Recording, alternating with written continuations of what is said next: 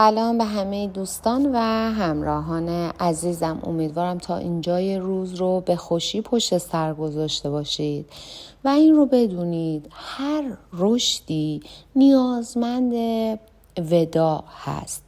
وداع با چیزهایی که قبلا براتون با ارزش بودن، وداع با رفتارهای سابق، عشقهای سابق و هویت سابق. از این جهت هست که رشد همیشه با مقداری درد و اندوه و ناراحتی همراه است، چون باید از یک سری چیزها بگذریم تا بتونیم رشد بکنیم و تغییرات مثبت رو در خودمون، رفتارمون و زندگیمون ایجاد بکنیم. با هم آماده میشیم برای گرفتن فال امروز. هر نیتی که در ذهنتون دارید، نیت کاری، تحصیلی، تغییر شغل و مکان، هر نیتی که دارید انجام بدید. تا چند ثانیه دیگه میریم سراغ دیوان و من غزل و تفسیرش رو براتون میخونم.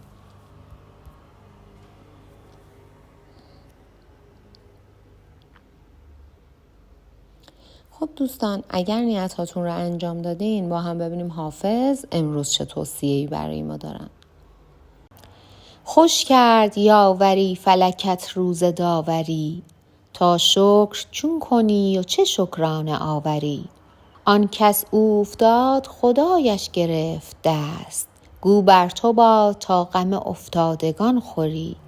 در کوی عشق شوکت شاهی نمی خرند، اقرار بندگی کن و اظهار چاکری. ساقی به مژدگانی عیش از درم درآی، تا یک دم از دلم غم دنیا به در بری. در شاهراه جاه و بزرگی خطر بسی است، آن به کز این گریوه سبکبار بگذری. سلطان و فکر لشکر و سودای تاج و گنج، درویش و امن خاطر و کنج قلندری. یک حرف صوفیانه بگویمت اجازت است، ای نور دیده صلح به از جنگ و داوری. نیل مراد بر حسب فکر و همت است، از شاه نذر خیر و ز توفیق یاوری. حافظ غبار فقر و قناعت ز رخ مشوی، کین خاک بهتر از عمل کیمیاگری. خب دوستان، باید بگم این غزل حافظ در زمان برگشت پیروزمندانه شاه زین العابدین به شیراز سروده شده که شاه با عموی خودش سلطان بایزید و پسر عموش شاه یحیی کشمکش کرده و اونها رو شکست داده. و به یه روایت دیگه حافظ در دروازه شیراز برای شاه این غزل رو قرائت کرده و میگه روزگار در جنگ تو رو کمک کرد تا ببینم با چه بخششی شکر این نعمت رو به جا میاری. اما در تفسیر این غزل حافظ میگه به زودی در یک جشنی شرکت میکنید و به چیزهایی که در ذهنتون هست میتونید جامعه عمل بپوشونید. سعی کنید اطرافیانتون رو دوست داشته باشید و با اونها با مهر و محبت رفتار بکنید. محبت و از خودگذشتگی جز صفات پسندیده‌ای هست که خداوند بهش توصیه کرده و شما هم اگر در پی کمالات روحی و معنوی هستید باید این رو در زندگیتون عملی بکنید و سعی کنید این مورد رو هم در زندگیتون اضافه بکنید و داشته باشید. حافظ میگه توی اون لحظه هایی که شما از پا افتاده بودید و از همه جا ناامید بودید، خداوند بود که در روزهای سخت زندگیتون دست شما رو گرفت و بهتون یاری رسون. الان وقت این رسیده که به شکرانه این لطف الهی شما هم دست بندگان نیازمند خداوند رو بگیرید. بهتره کمی از زیاده خواهی دوری بکنید، چون مال دنیا رنج زیادی رو به دنبال خودش داره و بدونید که قناعت بزرگترین گنج هست. در بیت دوم که میگه آن کس که اوفتاد خدایش گرفته است، گو بر تو باد تا غم افتادگان خوری. در واقع داره اینجا به این موضوع اشاره میکنه که کسی که از پا افتاده باشه خداوند دستگیری میکنه ازش، بهش کمک میکنه، پس بر اون هم واجبه که دست دیگران و فقرا رو بگیره و کمک بکنه. در زندگیتون درست کم و کسری هایی وجود داره، اما باید بدونید که ذات انسان همیشه زیاده خواه و زیاده طلبه. اگر هم در پی چیزی باشه و به خواسته خودش برسه، بعد از اون باز خواسته های جدید و جدیدتر رو میطلبه. پس بهتر سعی کنید تا یه حدی به زندگیتون قانع باشید، به داشته هاتون قانع باشید، قدر نعمتهای خداوند رو بدونید و بیشتر در پی این باشید که خوب زندگی کنید، شاد زندگی کنید، به اطرافیانتون کمک بکنید و از زندگیتون لذت ببرید. خیلی اوقات ما انقدر در پی رسیدن به خواسته هامون میشیم، انقدر غرق میشیم در فکر رسیدن به آمال و آرزوهامون که واقعا یادمون میره زندگی بکنیم. زندگی کردن رو فراموش میکنیم. لذت بردن از اینکه کنار اطرافیانمون باشیم رو فراموش میکنیم و غرق میشیم در دنیای رسیدن به تلاش ها و خواسته هامون. و اگر میخواید روز به روز در کارهاتون پیشرفت بکنید، بهتر دست از زیاده خواهی بردارید و کارهاتون رو با خلوص نیت، با رضای خداوند و ایمان و بندگی انجام بدید.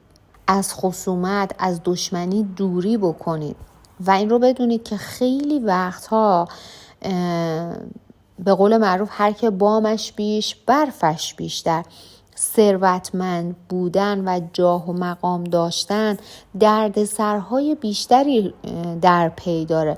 پس اگر به فکر آرامش هستید، باید قناعت رو در زندگیتون اجرا بکنید. باید در زندگیتون قناعت داشته باشید، چون همونطور که گفته شد ثروتمند بودن و داشتن جاه و مقام دردسرهای خاص خودش هم داره. اینطوری نیست که شما به یک ثروت یا به یک مقام بالایی برسید و به آرامش مطلق برسید. نه، اینطور نیست واقعا. و باید یاد بگیریم که هر چیزی رو در حد تعادلش طلب بکنیم و به دنبالش باشیم. دوستان، حافظ میگه تردید و شک و وسواس از عواملی هستن که در رسیدن به هدف شما رو باز می‌دارن، نمیذارن پیشرفت بکنید، نمیذارن قدم بعدی رو بردارید و حرکت رو به جلو داشته باشید. بهتر تردید و شک رو از دلتون بیرون بکنید، وسواسی بودن رو از ذهنتون بیرون بکنید و بدونید که توی این نیتی که دارید و قصد دارید شروع بکنید، تنها عامل نجات و پیروزی شما اینه که اراده و همت زیادی داشته باشید، تلاش زیادی از خودتون نشون بدید و باید زیرک باشید، هوشیار و هوشمندانه عمل بکنید. در این راهی قرار هست پا بذارید، چون خیلی ها هستن که قصد انجام یک کاری مشابه کار شما رو دارن و این بستگی به سرعت عمل، بستگی به پشت کار و تلاش شما داره. شاید رقیبان شما در میانه راه ناامید بشن و دست از تلاششون بردارن. این شما هستید که باید تا انتهای راه دست از تلاشتون بر ندارید.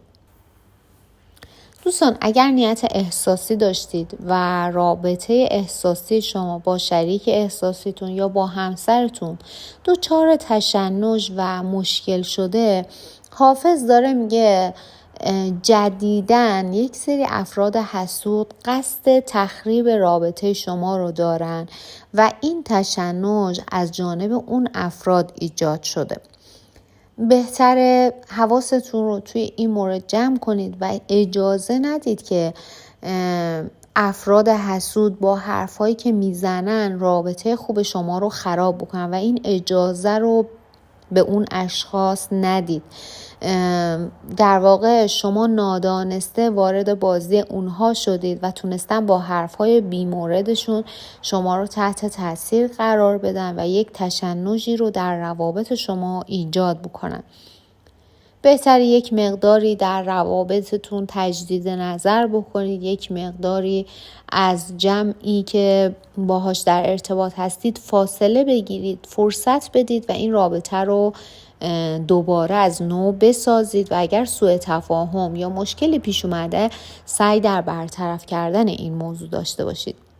چون سوء ظن شما نسبت به طرف مقابلتون در واقع بی‌مورد هست و باید بدونید طرف مقابل هم شما رو دوست داره و بیشتر از این نیازی به ترش‌رویی و لجبازی نیست. در این مورد بهتر دوستانه این موضوع و این سوء تفاهم رو برطرف بکنید. دوستان، در مورد نیتی که دارید، در مورد هدفتون، حافظ میگه این نیت برای شما سعادت آفرین هست، آینده خوبی رو براتون رقم میزنه، به شرط این که همونطور که گفته شد همت، اراده و امیدتون رو از دست ندید و توی این راه بهتره به حرفهایی که پشت سرتون زده میشه بی توجه باشید و راه درست خودتون رو پیش بگیرید. چون خیلی ها در این راه هستن که قصد راهنمایی کردن شما رو دارن، قصد گمراه کردن شما رو دارن و وقتی راجع به یک موضوعی حرفهای متفاوتی شنیده میشه ممکنه توی نظر نهایی شما به هر حال تأثیر بذاره و این میشه که در دل شما تردید، وسواس و شک ایجاد میشه. اونجایی که گفت تردید و وسواس رو از دلتون بیرون بکنید و به کار و راهتون ادامه بدید، در واقع منظورش همین بود. دوستان عزیزم، ازتون ممنونم که امروز هم وقتتون رو در اختیار من گذاشتید و با من همراه بودید.